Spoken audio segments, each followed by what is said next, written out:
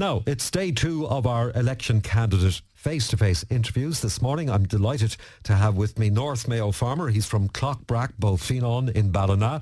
He's running as an independent candidate in Mayo, and he is the founder of Rural Ireland organisation, Gerry Loftus. Good morning, Gerry. Morning, Tommy. Good morning to listeners. Thanks for coming in. So you've thrown your hat in the ring. Are you confident? Yeah, well, I'd be hopeful, Tommy, because, look, I've been representing farmers and doing the best we could for quite a number of years now. We also set up the Rural Ireland organisation, which would do a lot of voluntary sort of things like that. And I decided to run in this election because I can't get over the fact, that so much has changed, and I don't see how it can be for the better from when I was a younger person. We had lots of things. I brought up in small farm with brilliant parents, hard-working parents, 5 sisters. And while we didn't have little or no money, we had virtually everything else. The people of today, it's a much different scenario. We had access to, a roof over our heads, which many people hasn't today. We had access to chemically-free food, grown at home, perfect stuff, which people don't have today. And I do believe that people don't realise the situation that Ireland is in on that, because we have the world in meat and dairy products, 90% of which is exported, and then we import 9 billion euros worth of genetically modified, chemically treated food that I believe is a huge cause of making people sick, where we could have a much different food system in this country. And I also do believe, because of climate change and what's happening around the world, the foods that we load on a ship beyond to Italy or beyond to Spain or whatever the case may be will not be there in the future. Recently we've seen the floods in Central Europe, where the EU has now have to bail out 5 different countries to the tune of 600 million euros. Most recently Spain, a massive bailout going to have to take place there, massive food shortage, food losses, animal losses and so on. So I see the day coming here that, first of all, we can't afford to be doing that. People are wondering, why is the cost of food gone so high? What's wrong? Well, it has to go high, because when we don't grow anything and we import everything, well, then there is no other choice. And do you reckon we have the ability to be a self-sustained food production country? Well, Tommy, of course we do. And the first thing, I have no problem with exports, but the first thing you do is look after your own. The first thing you do is produce food to feed the people of this country at a much cheaper rate than it is to export. And that's the bit we're not doing. Okay, but the problem is, you see, consumers like choice, so we cannot grow bananas in Ireland. Of course we cannot, unless they're grown maybe in hothouses or whatever, or tunnels, I don't know. But besides all that, there are lots of other things we could grow other than what's imported from tropical countries. That is fair to say. Are we not growing a lot of our own carrots and cabbages and potatoes? Oh, absolutely not. Last year, we imported 400 million euros worth of vegetables. The vegetable range, it ranges from 35 to 45,000 tonnes every year for a different number for different vegetables, you know what I mean? At a huge cost. We imported 374,000 tonnes of potatoes last year. We're importing food that's chemically grown. It's no wonder we have Alzheimer's, no wonder we have cancer, no wonder we have all these diseases. We're not getting away from chemicals and producing normal food. And whatever about the chemicals, it won't be there to import in the future. There is no question about that. And I'm calling on the people, even in towns, even in rural Ireland, all over the place, start growing your own, because otherwise we're not going to have it. Speaking of chemicals, you're a farmer. Correct. You spread slurry, I assume. Very little now. Used to spread more, not as much now. Do you fertilise your land? Very little too. I've cut down on all them things. A lot of farmers do. Well, sure, this is a problem, you see. We are, I can't understand the general public in this country, because they need to get in tune with what's going on. We're talking now, all we hear, the hot topic is the nitrous irrigation. But we have a Taoiseach now who said he's going to put on the green jacket and fight for Ireland for this nitrous irrigation, and it's not going to solve any problem for any farmer. It will help to solve problems for corporations, for milk processors, who will continue to try and have the huge volumes of milk coming in from producers. And that's what these people who claim to be farmers, they're product producers, they produce one product. But the apple tax is about, we're windfall is about 13 billion. Now, we know today, set in stone, that by 2030, we need 8 billion euros to pay the EU in fines. 4.5 billion for agriculture emissions, water quality, biodiversity, renewable energy. And it's frightening to think that we are 50 years behind Sweden on renewable energy. 50 years.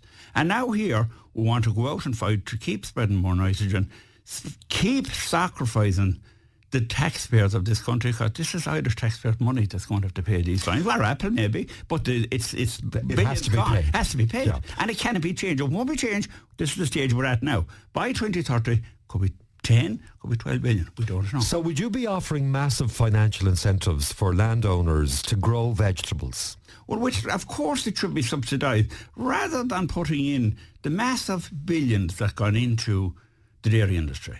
If that had been invested in local fruit production, and as I said before, I have no problem with exports, but let's look after the people of Ireland first. And then the surplus, that's how it used to be done. The surplus, would be exported. I'd have no problem with that at all. Backways we're going. We have an acre scheme, an absolute scandal. And the figures that was announced the other day at an Oireachtas meeting, I have to check into them further, but it was something like 380-something billion euros that the acre scheme has cost this year. And there's an average payment of 324 million. 324 million gone into acre this year. The average payment for farmers, for 50,000 farmers, is €5,000. Am I right in saying that's 250,000 euro? Well, where has the rest of the money gone like? And now we're gone to a new law where we paid out farmers nothing else than our elections done, because of the council and European elections. We gave people in the cooperation zones 5,000 acres. General participants got 4,000. And now we have 7,500 farmers who won't have a penny for Christmas because a lot of the money is taken back of them. What do you say, Gerry, to people who might regard you as a one-trick pony? You're very passionate about the whole agricultural sector, and rightly so, and you are the founder of Rural Ireland. So your heart and soul is in rural Ireland. But to become a TD, you have to be a representative for everybody, not just the farmer. Well, I think, Tommy, we have been doing that we do represent everybody as best we possibly can. When I look around at a whole range of different things, I think that I would say that we're not just a one-trick pony, that we're not just about agriculture, that we do, Well, what's your view on housing? Well, as I said earlier, Tommy, everybody should have a roof over their head, like. Yeah. And, why is it that we can't get that priority right? We had a go at it, this government had a go at it, they botched it, they introduced, help for people to buy houses, 100,000 I think it was. But what happened then? The developers got that money because they increased the price of everything else. And over the lifetime of this government, the price of houses has increased by 35%. That's incredible. That's the history. That's looking back. But looking forward, if Gerry Loftus was in the Dáil in 5 weeks' time, and bills are produced or figures are published about targets for housing, how are you going to contribute to that argument? The first thing we should be doing is we should be building, like we did for years prior and Fianna Fáil stopped it, we should be building simple council houses all over the place. The council are building little or no houses. That should be a primary purpose for each and every council, that they build the council houses. And we do not need 4, 5 and 6 bedroom houses for anybody today. We need to build simplified houses, and it should be built by councils. Take the profit margin out of it, that these developers has become billionaires, some of them, out of the housing industry in this country, and a lot of them got that just written down after the collapse of the economy. That sort of a system has to go, but that is capitalism. That's Fianna Fáil, that's Fine Gael. That's how it goes. As regards health, we have 370, 700 and whatever, 80,000 people on health waiting list. And look at, that should not be the case. I just can't understand how that has come about. Micheál Martin, on that fateful day in 2004, when he abolished the Department of Health, he abolished our health boards, and he changed the whole system to form a corporation, a company, and it's nothing else but a quango, a money-eating machine. That's what I would call it. Now, let's just briefly look at the board of the HSE. Kieran Devan is the CEO. And yeah, I don't want to get into personal stuff but here. it's not personal, but it's just a job. I'm not going to talk about them personally. He's an executive director of the Centre of Trust for Peace Relations. Like, what's that? Tim Hines, Group Chief Information Officer for AIB. Owen O'Farrell, former GA President and has wide experience in corporate governance. Dr. Yvonne Traynor was Vice President of Regulatory and Scientific Affairs. And what's your argument with those Kerry people? Group. But where is the experience of these people as regards health? What do these people know about a health service, how it should be run? The people that should be on that health board should be consultants, doctors, nurses, representatives from every sector of the HSE that knows what's happening on the ground. So it's not a reflection on the calibre of those people. You just believe they're in the wrong job. They're in the wrong job. In the wrong job. Okay.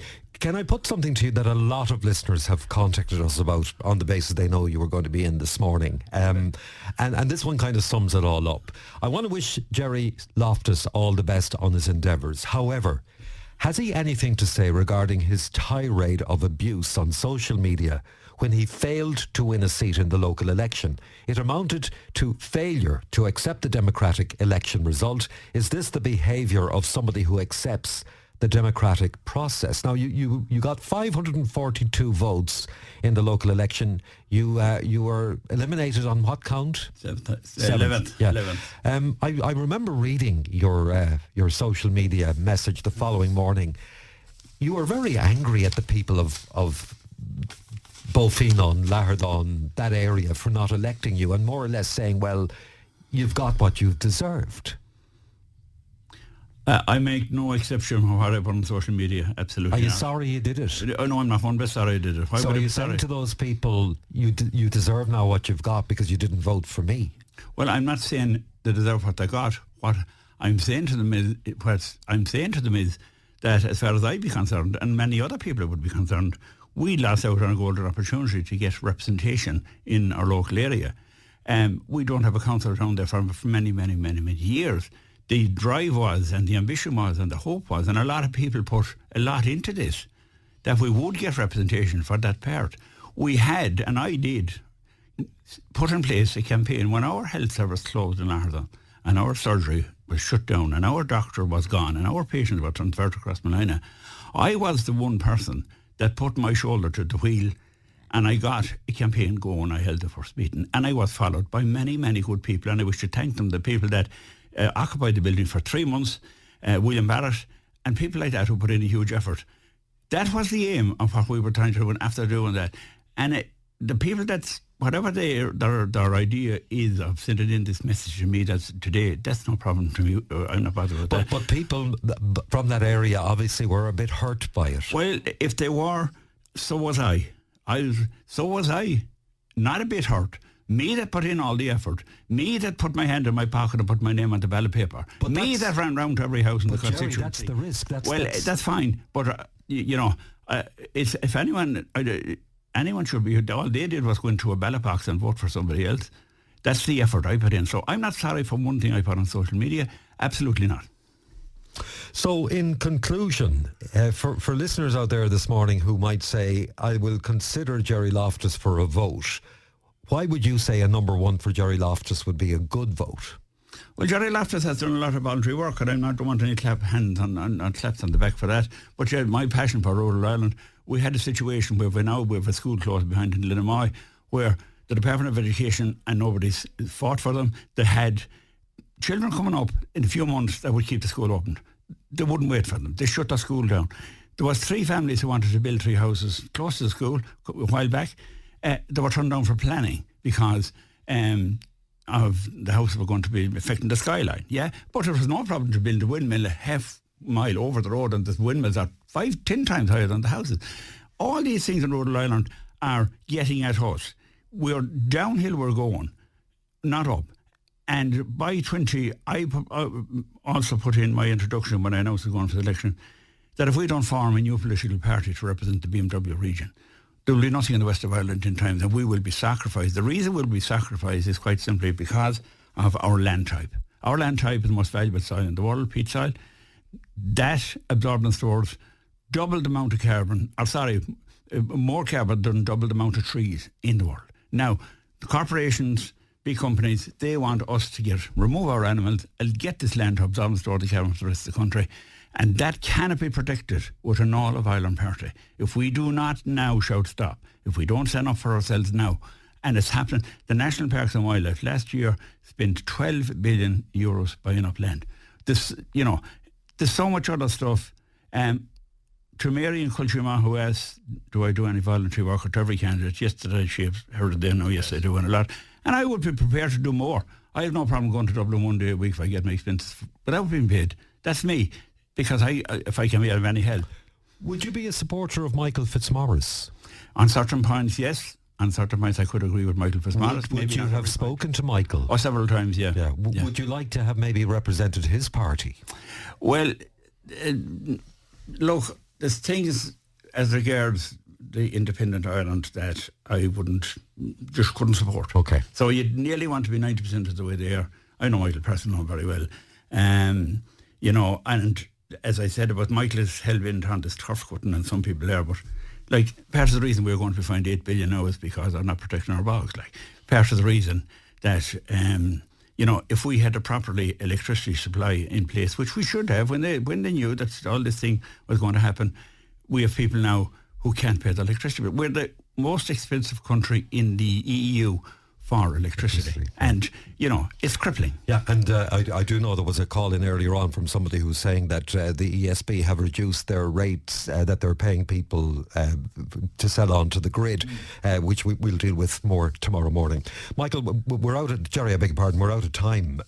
But look, we wish you well in the campaign ahead. Are you canvassing 24? Well, we're flat out now. We haven't long. It's only a couple of weeks. So, so we have to do the best we can. If you don't make it this time, Tommy, this is a different scenario to a local election. A local election is very personal. You're dependent on your parish. You're dependent on your... So no tirade this time. I look at this is a democracy, and I want to say one thing. I think the comments made by Michael O'Leary the other day was absolutely deplorable. His comments again about telling people to go out and vote for Fine Gael and Fianna Fáil, I'd advise them take back. This is a democracy. You can't tell people what to do. Totally and absolutely wrong. One thing I want to, a few things I did more I meant to mention, but one thing I want to mention as well, I would call on Fianna Fáil, to come out and be honest with the elderly people of this country. The Micheál Martin made a statement last night that he increased the old age pension to 300 and whatever. 350 but he didn't say when he do it now. Well, by the end of the next term. Yeah, but he wants to say that. He doesn't want to, we don't want our elderly people have a bit of respect for the drum. Okay. We have people going around today thinking that it's going to go up to that next year. No, it's not. In fairness, my understanding from the manifesto was that it would increase the old age pension to €350 within the next term of government, which will be 4 or 5 years. That's fine, but I didn't hear that on the news last night. All right, well, look, thank you so much for coming in, Gerry. Lovely to meet you, and good luck in the campaign. That is independent Gerry Loftus joining us on the programme today. Tomorrow morning.